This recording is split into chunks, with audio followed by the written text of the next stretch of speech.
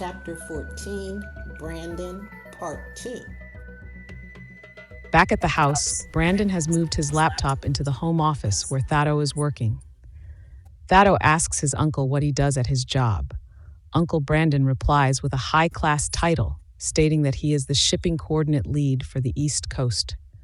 Curious, Thato inquires about the specific duties of that position. After thinking for a moment, Brandon explains that he is responsible for managing the daily operations of shipping, scheduling shipments, tracking orders, and handling important documentation.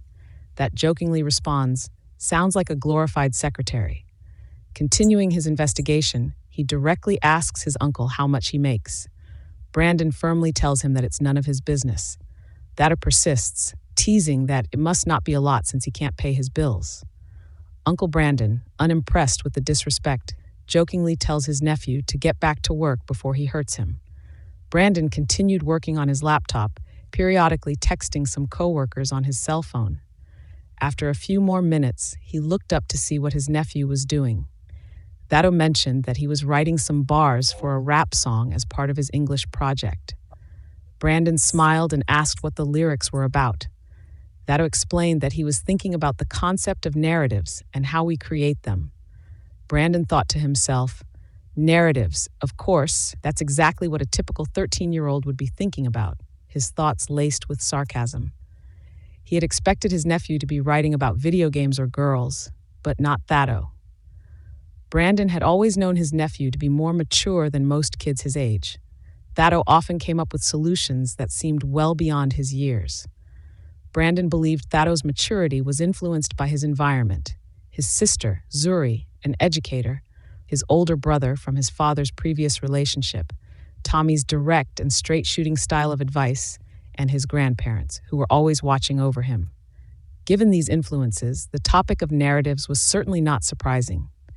As the cool uncle, it was Brandon's job to teach his nephew how to relax and have fun, so he decided to redirect Thato's nerdy interests towards girls. "Are you interested in any girls at school?" Uncle Brandon asked. Thato quickly shared his school crush.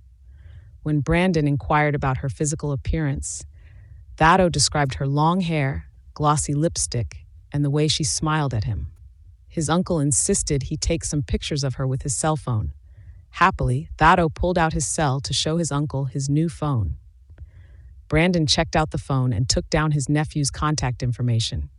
Brandon then showed pictures of himself and his girlfriend, emphasizing how great they looked in their Instagram photos, conveniently forgetting to mention they had broken up. Recalling his dad's advice, Thato asked what Brandon and his girlfriend used to talk about. Brandon responded that they often discussed their outfits for social media photos and how great he looked, along with all the compliments he received. Brandon, a tall and handsome young man with smooth almond butter skin tone, bragged about posing next to sports cars they didn't own and dining at fancy restaurants. Both he and his girlfriend loved the attention their appearances garnered.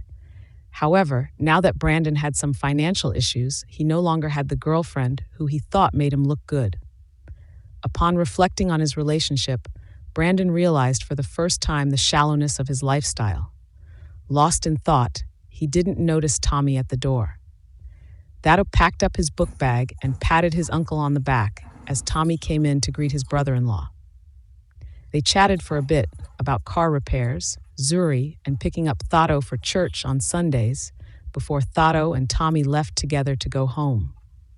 Harold and Gloria had taken a walk from their neighborhood to the community tennis courts, where they settled on one of the benches. Harold, clearly frustrated, began to ramble about how he'd tried to teach their son how to appeal property taxes and search for good investments. Their goal was to pass on generational wealth to their children. But with Brandon spending money like it was water, that dream seemed increasingly out of reach. They had both worked too hard for him to just throw it all away. Gloria let Harold vent for a few minutes, and then they sat in silence, reflecting on their decisions concerning Brandon. They reminisced about his journey, from innocence to growing pains, frustrations, comical behaviors, and back to reality. They knew they had to keep providing wisdom to their son. It wouldn't be easy, but it had to be done. As they walked back into their neighborhood, they decided to take a detour down one of the roads before heading home. Slowly walking, they came upon George's house and exchanged glances, realizing how blessed they were that their situation was nowhere near what George was going through with his son in critical condition at the hospital. Harold began to hum the melody to the gospel song, "I Won't Complain," as they continued walking around the corner to their house. When they arrived, they noticed Brandon's car was no longer in the driveway. They went into the house and saw a note on the kitchen whiteboard where Brandon indicated he was hanging out with some friends. Harold shrugs his shoulders and looks into the cabinet for some Bengay ointment to release some of the knee pain he was feeling while Gloria started dinner. The Forge is a popular hangout for young adults and families, featuring restaurant dining, shops, movie theaters, and a lakefront area with a boardwalk. There is also an outdoor seating area where visitors can enjoy live music.